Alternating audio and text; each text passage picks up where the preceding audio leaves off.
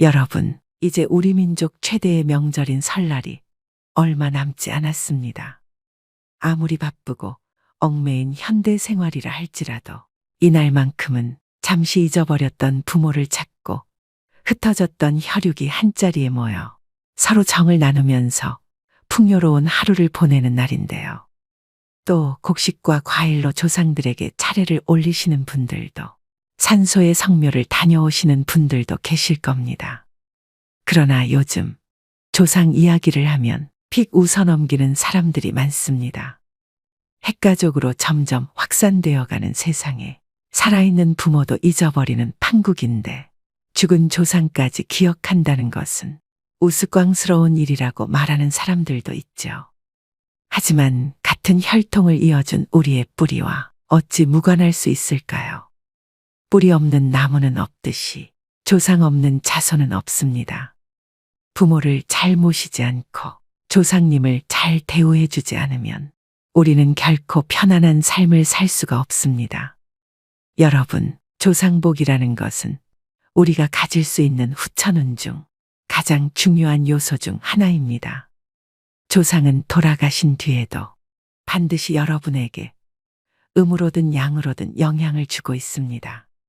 하여 과거 명당의 묘를 쓰면 후손이 번창한다고도 하였고, 또 흉당의 묘를 쓰면 후손이 멸문하기도 한다고 했죠. 설날에 차례를 지내시는 분들은 조상님의 은덕을 추모하고 저 세상에서나마 이 세상에 사는 자손들을 지켜달라는 기원을 바치실 텐데요. 그 조상이 여러분에게 복을 주는 것, 그것이 바로 제사상을 바르게 차리는 것으로부터 시작을 한다는 것입니다. 마치 덩쿨이 있는 음식을 올리면 후손의 일들이 계속 꼬이고 막히게 된다는 말이 있는 것처럼, 아무리 좋은 음식이라도 제사상에 절대 올리지 말아야 하는 그런 음식이 있습니다. 그래서 오늘은 제사상에 절대 올리면 안 되는 음식과 산소에 가져가면 조상덕을 볼 수 있는 음식을 각각 말씀드리려고 합니다. 오늘의 영상 끝까지 시청하셔서 조상님의 은덕인 조상복 절대 놓치시지 않길 바랍니다. 제사상에 절대 올리면 안 되는 음식 첫 번째는 복숭아입니다. 여러분, 이 복숭아는 귀신을 쫓는 과일입니다. 그래서 무당이 굿을 할 때나 귀신 들린 사람을 위하여 푸닥거리를 할 때에는 복숭아 나무 가지를 사용하곤 했다고 합니다. 봄에 복숭아 나무가 가장 먼저 양기를 최대치로 머금고 가지를 뻗기 때문에 동쪽으로 뻗은 복숭아 가지만 사용했다고 하는데요. 동쪽으로 뻗은 가지를 쓰는 이유는 태양은 동쪽에서 들기 때문에 가장 먼저 태양이 품고 있는 양기를 흡수하여 간직하기 때문입니다. 그래서 복숭아가 상에 올려지면 조상의 혼이 못 온다는 말이 있습니다. 또 털 달린 것은 부정하다고 해서 최고로 좋은 것만 올리는 귀한 상에 합급으로 여겨지는 복숭아를 제사상에 놓지 않는다고 합니다. 과거 우리 고택들 어디에도 집안에 복숭아 나무가 있는 경우는 없었습니다. 또 풍수에서도 복숭아 나무 근처에는 절대 묘를 쓰면 안 된다라고도 말을 하고 있습니다. 조상님들이 여러분을 만나러 올 수가 없고 절대 여러분에게 어떠한 복도 줄 수가 없게 됩니다. 그렇기 때문에 생전에 고인이 아무리 복숭아를 좋아하셨다고 하더라도 절대 제사상에는 복숭아를 올리시면 안 된다는 것을 기억하셔야 됩니다. 제사상에 절대 올리면 안 되는 음식 두 번째는 끝자에 치자가 들어가는 생선입니다. 바다고기 중에서 치자로 끝나는 고기와 어쩌나 기자로 끝나는 고기가 있습니다.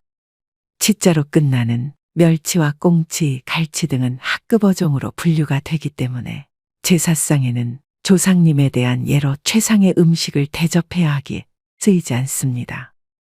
그 이유는 대량으로 몰려다니는 생선을 가장 흔하고 천한 생선이라고 여겼기 때문입니다.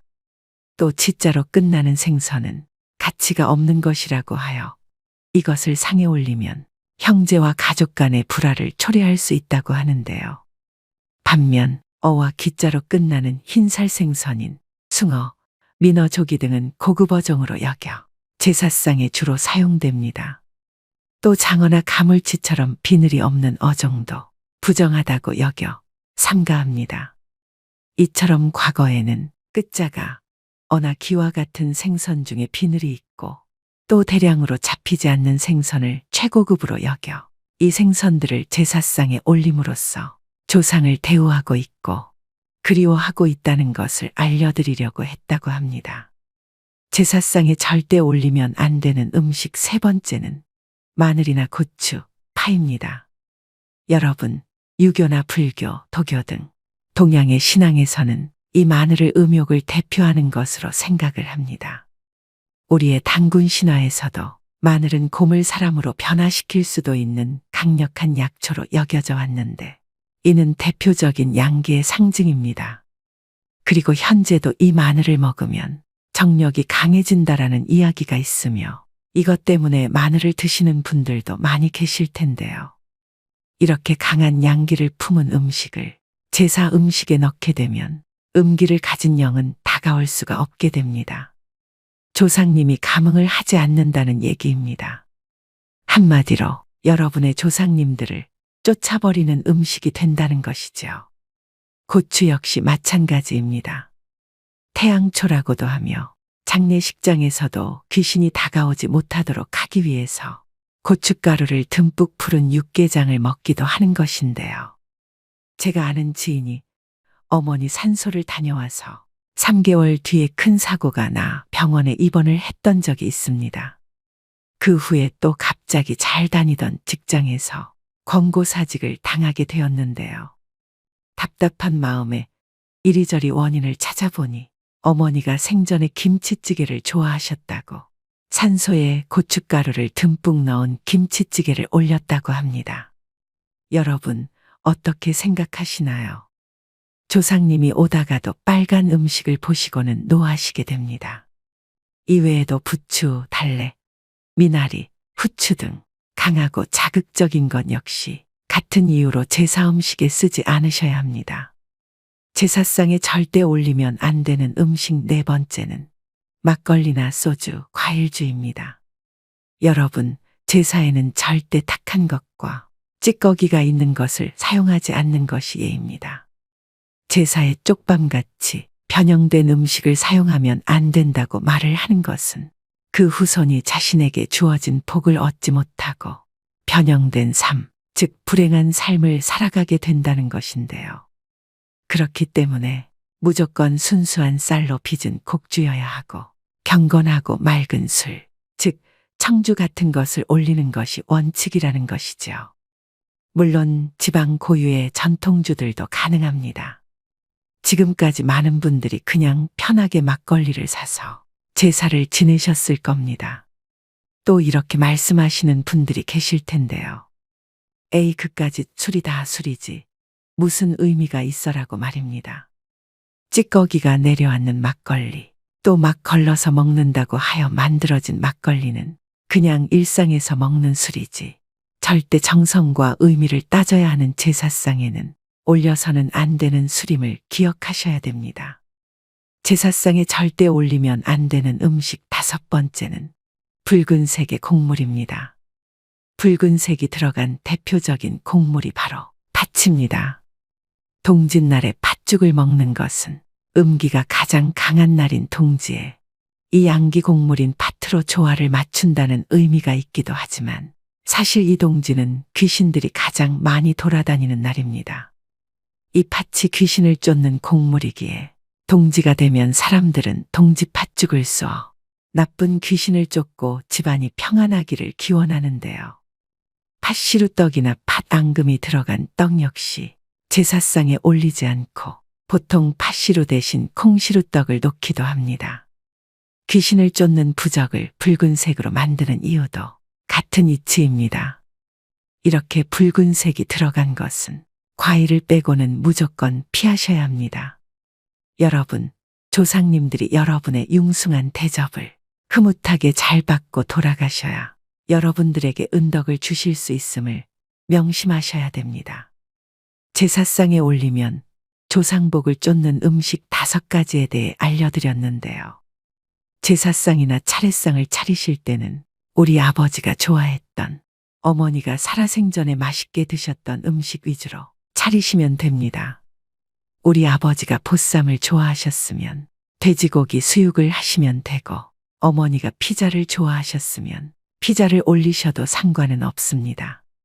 다만 고인이 생전에 좋아하셨던 음식이라도 위에서 알려드린 음식 5가지만큼은 절대 올려놓으시면 안 됩니다.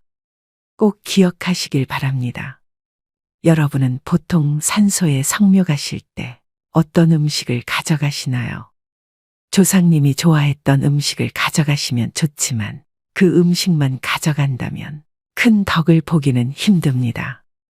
살아있는 사람과 마찬가지로 조상님들도 좋아하는 음식이 있는데요. 다가오는 설에 산소에 가실 때는 이것을 함께 가져가 보시기 바랍니다. 조상님이 감동해서 복과 재물을 내려주실 겁니다. 산소에 가져가면 조상덕을 보실 수 있는 음식 첫 번째는 삼색과일입니다. 이왕이면 산소에 다녀와서 일도 잘 풀리고 돈도 잘 벌면 좋겠죠. 우리 조상님들이 정말 흡족해 하시는 그런 과일이 있습니다. 옛날에는 제사를 지낼 때 홍동백서인 오색과일에 맞춰서 제사를 지냈는데요. 지금은 홍동백서는 아니라도 삼색과일은 꼭 맞춰서 들고 가셔야 됩니다. 사과, 배 그리고 감을 추천드립니다. 밤, 대추는 생략하셔도 됩니다. 성묘의 과일을 준비한다는 것은 조상님들이 봤을 때 우리 자손들이 이렇게 구색을 갖춰서 챙겨왔구나. 정성이 담겨 있구나. 내가 뭐라도 도와줘야 되겠다. 이런 마음을 불러일으킨다고 합니다.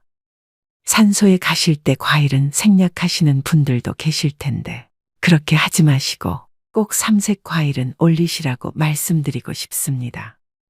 산소에 가져가면 조상덕을 보실 수 있는 음식 2번째는 식혜입니다. 옛날에는 제사 지낼 때 식혜가 빠지지 않았습니다. 식혜를 만들어 보신 분들은 아시겠지만 정성이 어마어마하게 들어가는 음식인데요. 내가 직접 담지는 못하더라도 산소 가실 때 식혜 한 병을 꼭 사서 들고 가시길 바랍니다. 마지막으로 제사를 지내시거나 산소에 성묘를 하러 가실 때 이것만은 주의하셔야 되는데요.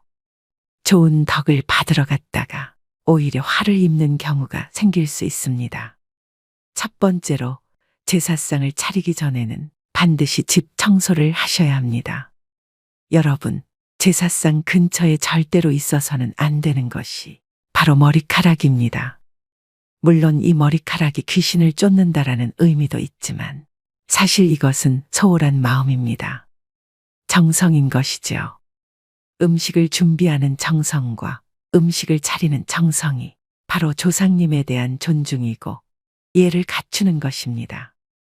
제사상을 차리시기 전에 반드시 깨끗이 청소하셔야 됩니다.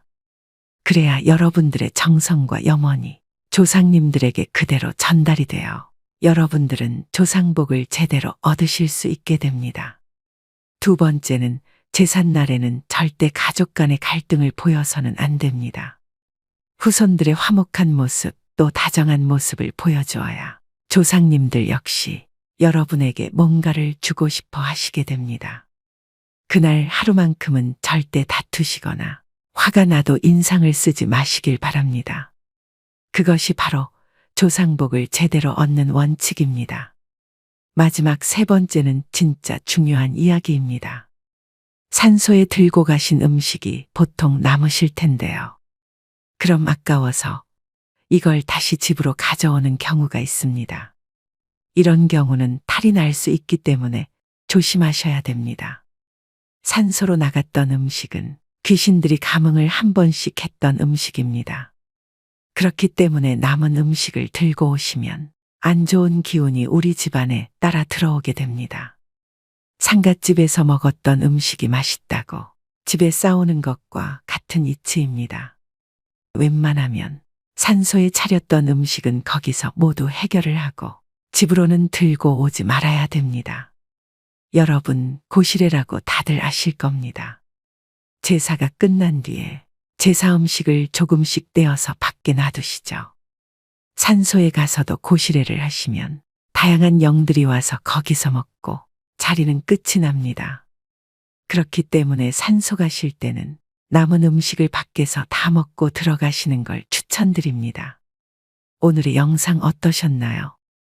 다가오는 명절이 모든 분들에게 같은 의미일 수는 없을 것입니다. 어떤 이들에게는 가족들과 함께하는 즐거운 명절이 될 수도, 또 어떤 이들에게는 외로움과 고독감이 더욱 사무치는 날이 될 수도 있으실 겁니다. 옆집은 하하호호 웃음꽃을 피우고 동네 가득 전 부치는 기름 냄새가 가득한데 열리지 않는 대문을 그저 바라보며 홀로 시간을 보내시는 분들도 계실 텐데요. 주변에 그런 분들이 계시다면 그날만이라도 서로 맛있는 음식도 나누고 말동무도 되어드린다면 모두가 더없이 풍요롭고 따뜻한 명절이 될 것입니다. 어려운 이웃을 외면하지 않고 조금의 관심이라도 표현해 주신다면 더 살기 좋은 세상이 될 것입니다.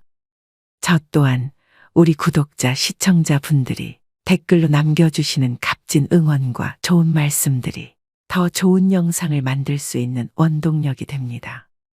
이처럼 타인에게 베푸는 덕은 후에 나의 복으로 분명 돌아올 것입니다.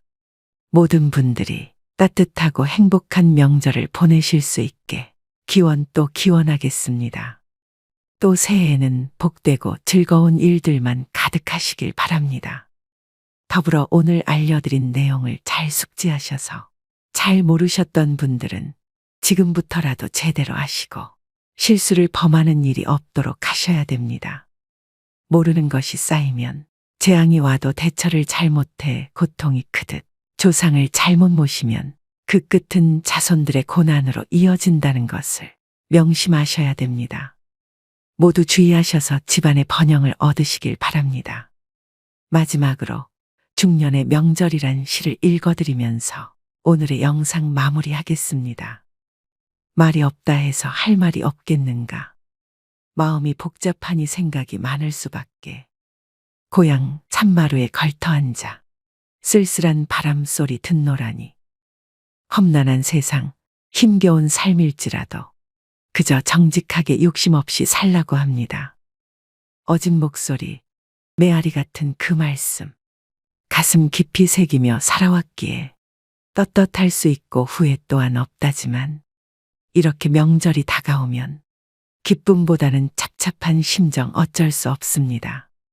부모 형제 귀한 줄 네 모르겠는가마는 자식 노릇 부모 노릇 나이가 들수록 어른 노릇 사람 노릇 참으로 생각처럼 쉽지만은 않습니다. 세상은 뜻과 같지 아니하고 삶이란 마음 같지 아니하니 강물 같은 세월에 묻혀버린 내 젊은 날의 별빛 같은 꿈이여. 올해도 빈손으로 맞이하는 명절. 그래도 고향 생각 설레어 잠 못 들까 합니다. 오늘도 노후의 지혜와 함께 해주셔서 감사드립니다. 황금빛으로 무르익어가는 여러분의 지혜로운 인생을 언제나 응원합니다. 여러분, 평소 우리가 하는 사소한 말 한마디에는 우리의 운에 큰 영향을 미치는 힘이 숨어 있습니다. 자신의 평소 말습관이 엉망이라면 들어오던 운도 다시 나갈 수 있다는 것을 명심하셔야 되는데요. 내가 무심코 던진 말 한마디가 우리의 삶에 전반적인 변화를 일으키는 원인이 됩니다. 즉, 작지만 매일 쌓이는 말습관들이 하나 둘 모여 우리에게 운과 성공을 가져다 준다는 것이죠. 얼마 전 왜 그런 말을 했을까 하고 크게 후회한 적이 있습니다. 차라리 말하지 않는 게 나았을 거라고 후회하지만 또 다른 날 분위기에 취해 나도 모르게 나에 관해 많은 말을 하게 되고 또 후회하는 일을 반복하셨던 적이 있으셨을 겁니다.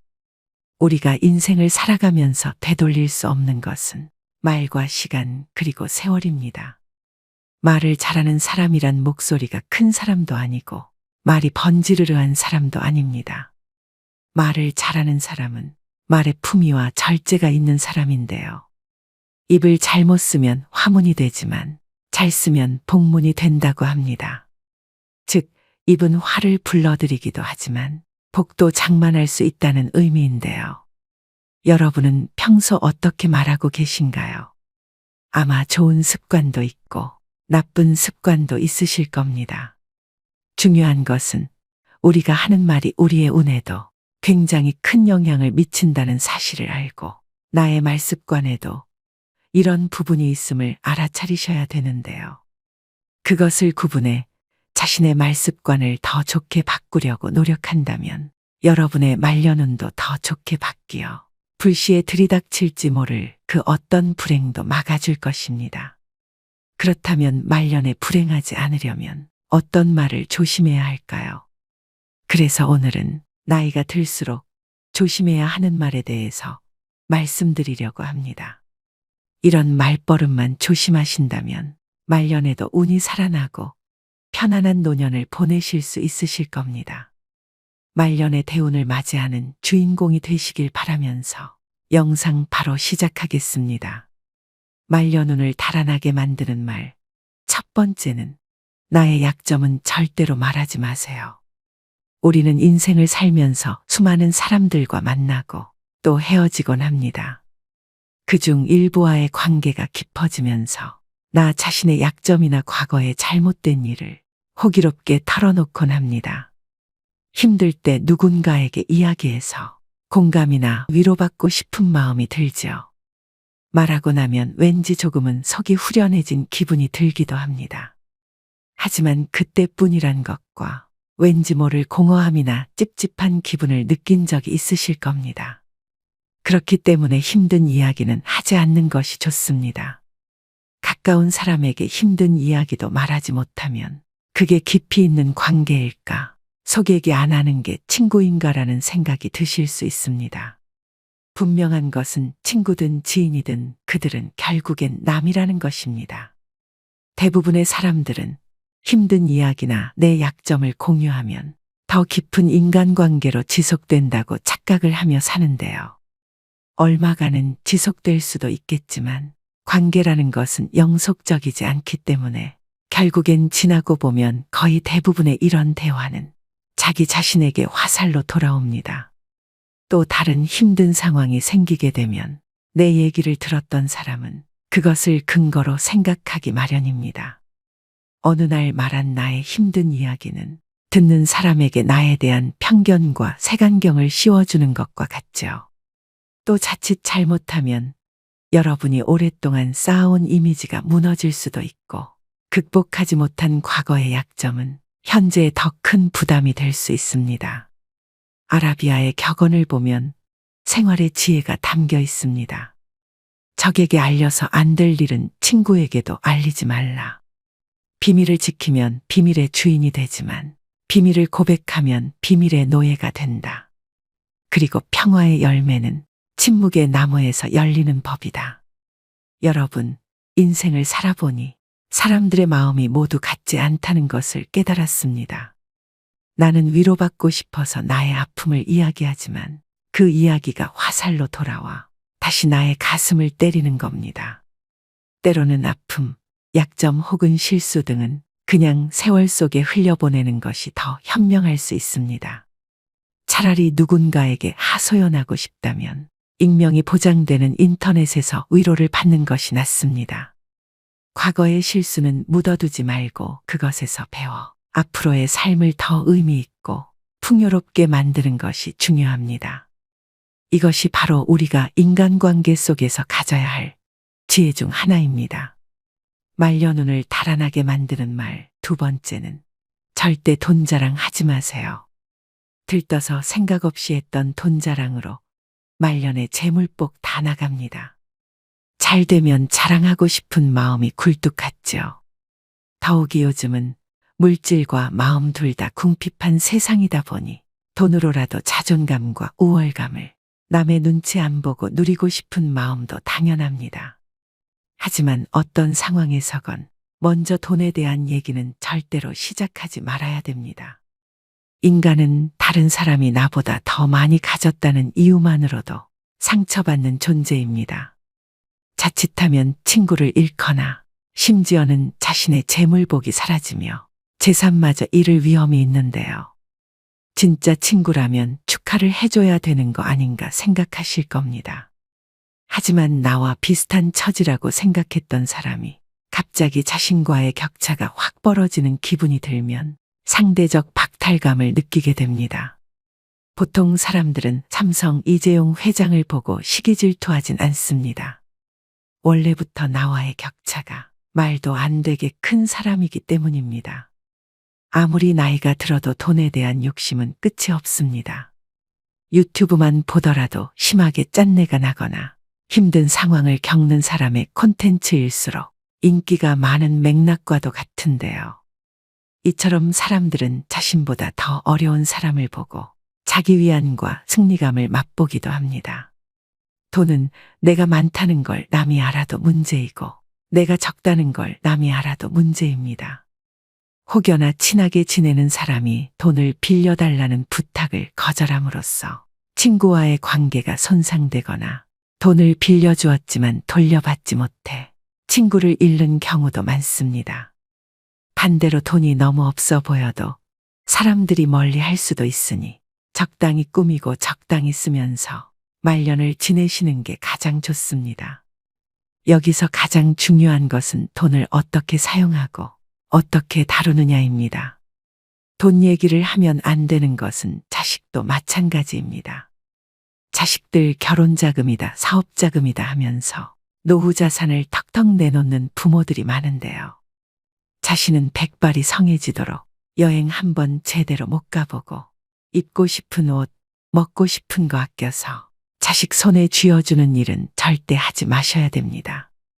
노후에는 나 자신만을 위해 사셔야 됩니다.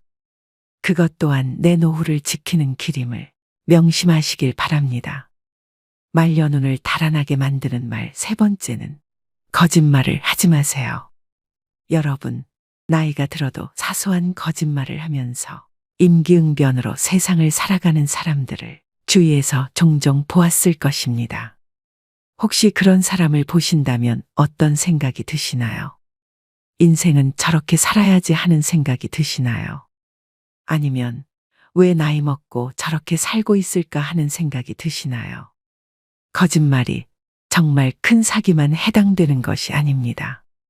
아주 사소한 이야기라도 이것이 버릇이 된다면 정말 신뢰가 없는 사람이 될 것입니다.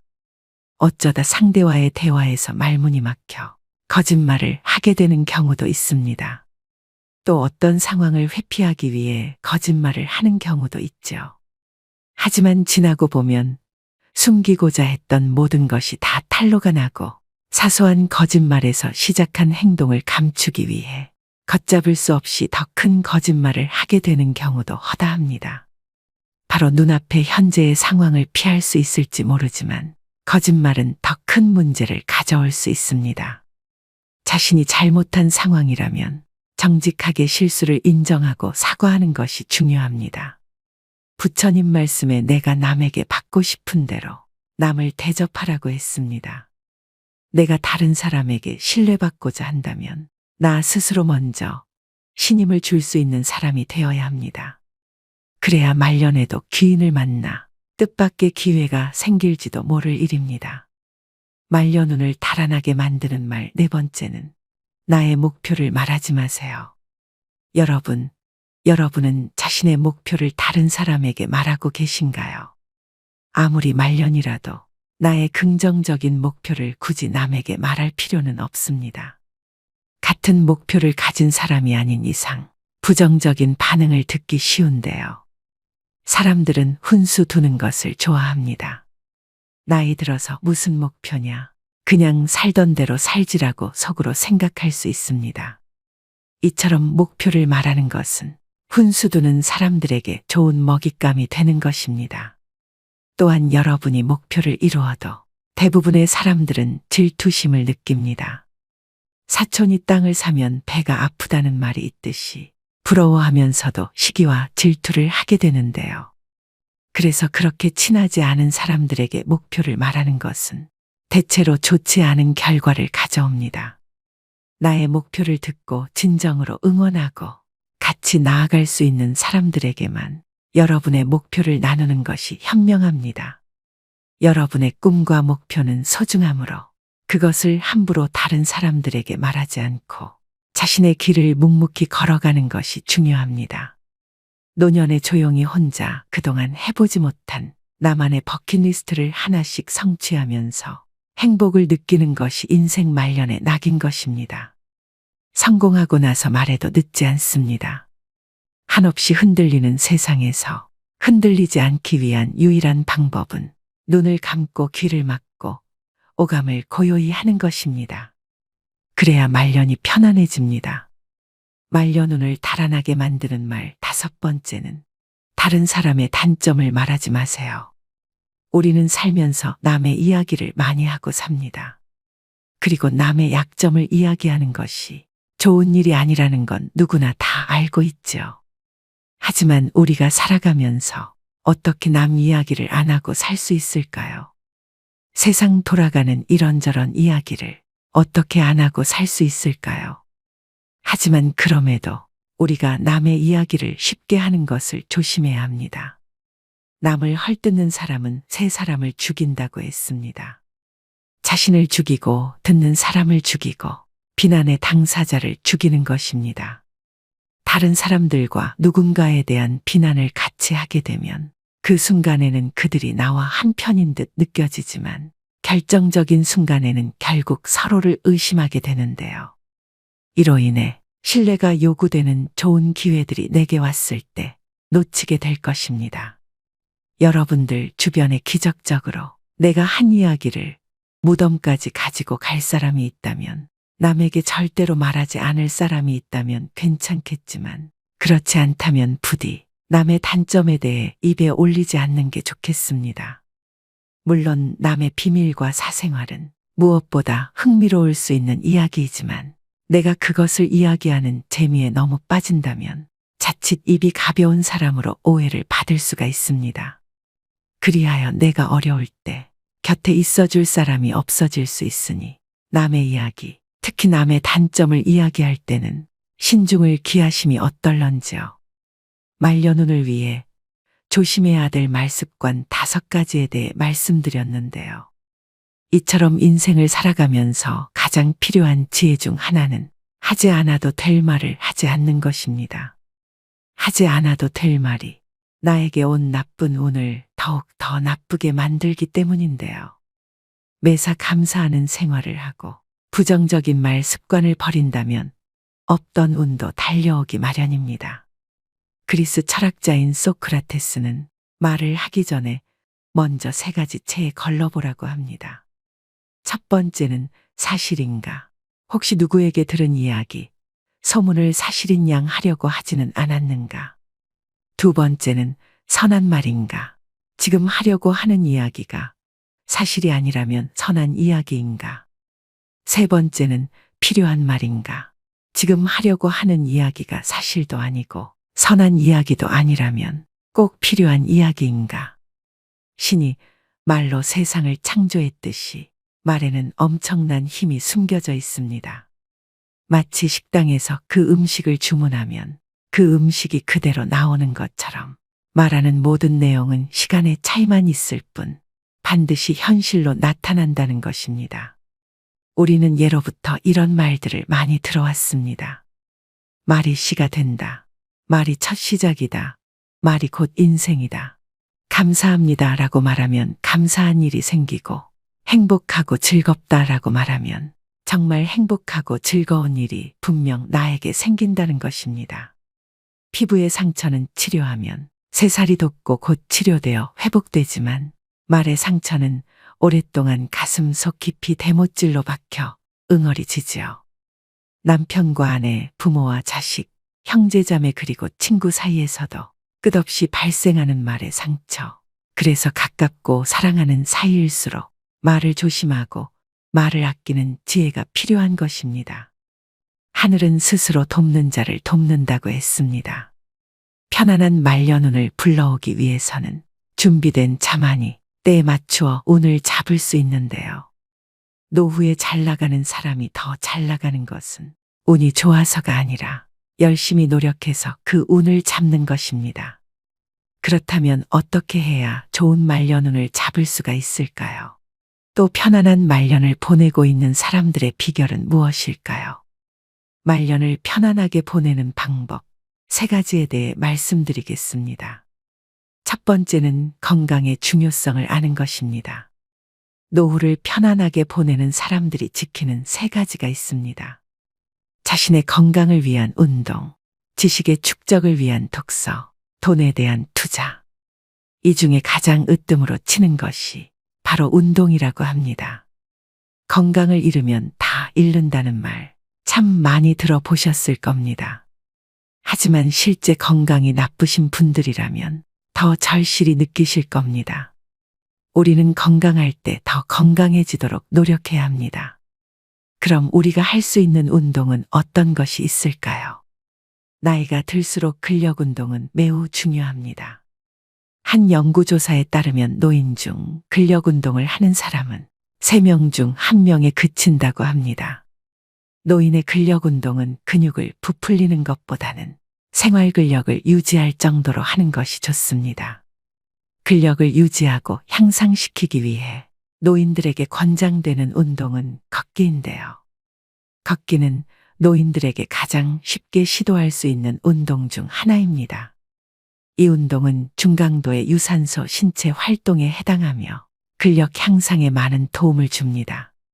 아침에 일어나서 바로 10분씩 걷기, 점심 식사 후에 산책하기, 저녁 식사 후 가벼운 스트레칭과 함께 걷기 등의 방법으로 걷기 운동을 일상에 자연스럽게 녹여 보시기 바랍니다. 이렇게 하면 건강한 노후를 위한 근력 유지에 큰 도움이 될 것입니다. 하지만 각자의 건강 상태와 체력에 따라 운동의 강도와 방법은 내가 할 수 있는 정도로 조정되어야 합니다. 절대 무리를 해서는 안 됩니다. 두 번째는 노년의 시간을 설계하셔야 됩니다. 나이는 단지 숫자에 불과합니다. 우리는 나이에 따라 다른 경험을 하며 살아갑니다. 그래서 나이는 개인마다 다르게 받아들일 수 있습니다. 노인들에게 노년의 시간은 인생의 마무리가 아닙니다. 새로운 도전과 경험을 시작할 수 있는 좋은 시기입니다. 사회적 활동에 적극적으로 참여할수록 건강한 노년을 보낼 확률이 높아진다는 연구 결과도 있습니다. 노인이 되니 주변에서 무시하는 듯한 태도를 마주할 때도 있습니다. 차별적인 말이나 행동을 듣게 되는 것도 서러운 일입니다. 그렇지만 우리는 본인이 좋아하고 재미있게 할 수 있는 일을 찾으면 마음도 젊어지고 건강에도 좋을 수 있다는 것을 알아야 합니다. 본인이 원하는 것을 찾아가며 인생을 즐기면 노년은 깨달음과 성장을 이루는 소중한 시간이라고 생각되는데요. 요즘은 노인정이나 노인복지관에 참 많은 배울 거리들이 있습니다. 그동안 바쁘게 사시느라 배우고 싶어도 배우지 못했던 것들을 하나씩 찾아서 배워보는 것입니다. 혼자 있어도 외로움을 느낄 틈이 없습니다. 우리가 나이가 들면 친구는 줄어들고 몸은 노화가 시작되며 스스로 삶에서의 적당한 포기를 타협하면서 행동 반경이 확 줄어듭니다. 그러나 다르게 생각해보면 노년이 되면 나에게 주어진 시간을 오롯이 나에게 쓸 수 있습니다. 핸드폰 배우기, 사물놀이, 노래 배우기, 악기 다루기, 바느질, 뜨개질 등 내게 맞고 필요한 것들을 찾아 하나씩 도전해 보는 것입니다. 이런 활동을 통해 같은 취향을 가진 사람들을 만나고 함께 즐긴다면 자기 자랑하기 바쁜 친구들과의 의미 없는 수다보다 나 자신을 위해 정신적으로나 신체적으로 큰 도움이 될 것입니다. 노년기라는 것은 정말 좋은 기회가 찾아온 것이라고 생각하시길 바랍니다. 세 번째는 노인이 되어서도 할 수 있는 일거리를 준비하셔야 됩니다. 노후 준비는 돈을 우선시하면 실패하게 됩니다.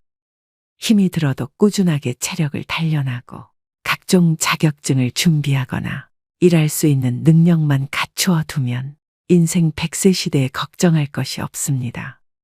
또 젊어서 고생은 피하시면 안 됩니다. 어려움을 잘 견뎌내는 사람들은 천성적으로 인내력을 타고난 것이 아니라 그저 힘든 일을 묵묵히 참고 견디어낸 것뿐입니다. 노후 대비를 위하여 맑고 깨끗한 정신으로 성실하게 살아가며 올바른 지식과 기술을 습득하고 바른 언행 속에 서두르지 말고 끝까지 실천해 나가면 기적처럼 탄탄한 노후를 즐길 수가 있을 것입니다. 99%의 노력을 하고서도 마지막 1%의 노력이 힘들어서 포기하면 99%의 노력도 무산됩니다. 오늘의 영상 어떠셨나요? 결국 삶을 움직이는 것은 우리의 입과 손인 셈입니다. 성공하는 사람은 무언가를 얻어가는 자세부터 다르다는 것인데요. 언제나 준비만 하다 끝나는 사람들이 있습니다. 행동으로 옮기지 않습니다. 잔걱정이 많아 늘 준비만으로 하루를 허비하지요. 성공을 하려면 일단 실행을 해야 하는데 경우의 수를 따지다 아무것도 하지 않게 됩니다.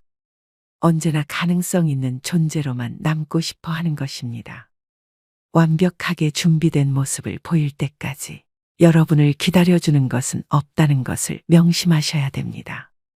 인간성이 좋은 사람은 처음엔 손해를 보는 것 같지만 나중에는 반드시 성공합니다. 유능한 사람이라는 말보다는 믿을 수 있는 사람이라는 말을 듣는 사람이 되시길 바랍니다. 양보하고 배려하고 더 겸손하시면 나의 말년복은 저절로 따라오게 되어 있습니다. 욕심을 버리고 100만큼 일하고 80만 바라면 120의 운이 들어온다고 합니다. 원망하는 생활을 하는 사람은 운이 달아나지만 감사하는 생활을 하는 사람은 하늘의 보호를 받아서 하는 일마다 좋은 운을 부르고 행복을 누리게 되는데요. 사람다운 사람, 진짜 사람이 되면 운이 저절로 따라오는 법입니다. 오늘 말씀드린 지혜를 그대로 행하시는 분들은 운이 활짝 열릴 것입니다. 오늘도 노후의 지혜와 함께 해주셔서 감사드립니다. 황금빛으로 무르익어가는 여러분의 지혜로운 인생을 언제나 응원합니다.